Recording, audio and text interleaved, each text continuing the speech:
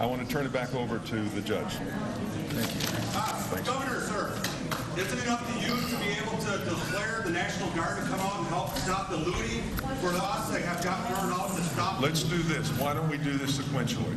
I'm going to respond to any questions. I'll be glad to visit with you personally. Okay. Let's let the judge go through the briefing, and then I'll be glad to answer any questions. Thank you. Thank you, Governor. This is day 6, and individuals are getting stressed and hard. But this is what we have to do. This is what we have to do.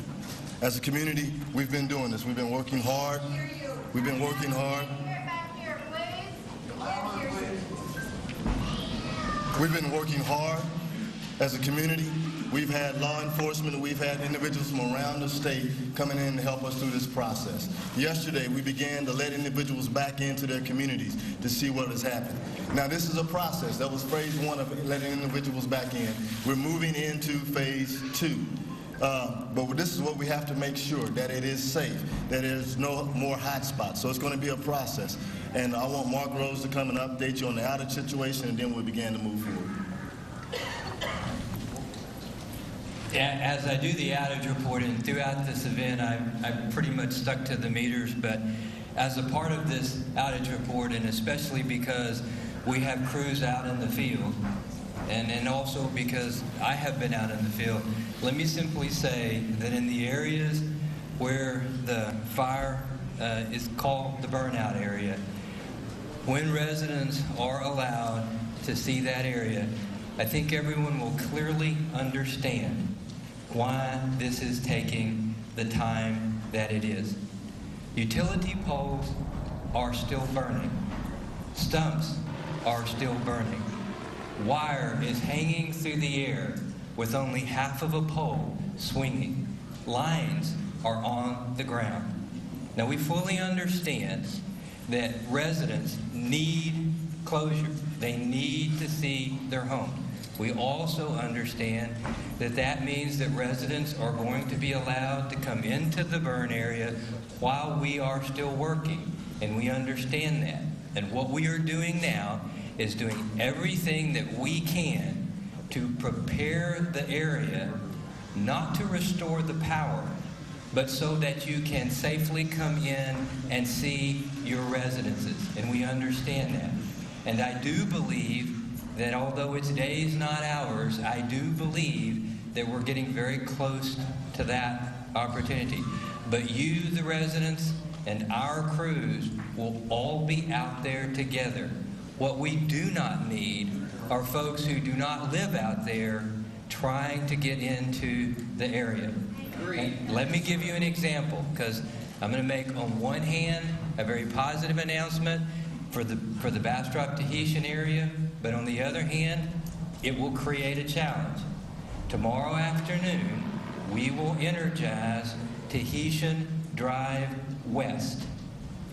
We have to go in Tahitian Drive West, physically inspect the few homes on the west side of Tahitian Drive that burned before we can energize the area. We cannot energize at this time Tahitian Drive East. We fully understand that there are some homes on Tahitian Drive that were not burned, but they are part of the eastern side system, and we've been instructed, because of the fire, not to energize that area. So when you look at the maps, which are on the webpage, which we were updating, you will see that we did turn on the power in the Hoffman Road area last night. We will energize some of the 21 North zone. Tomorrow we will energize 21 West.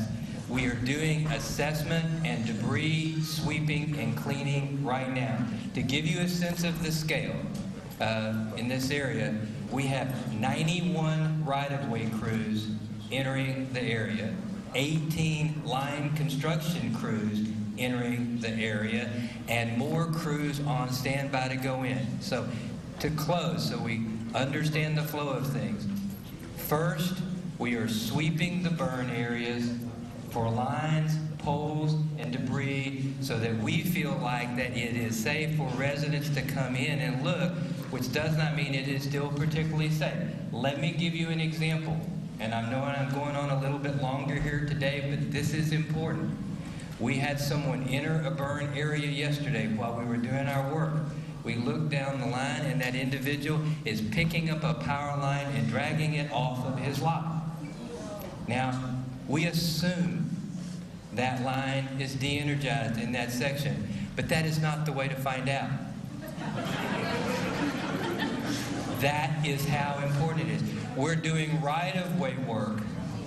We're doing right-of-way work where we're attempting to restore powers, and we are having some residents stopping us and saying, do not cut that tree down, because it's a suspect tree.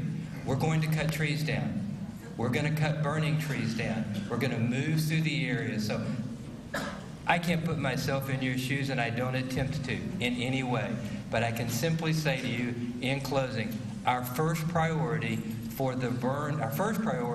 has to begin to get people into their home that are not directly affected by the fire. If you don't come on in the scale of these announcements, then we have to go through a burn area to hook your home back up, and we know that.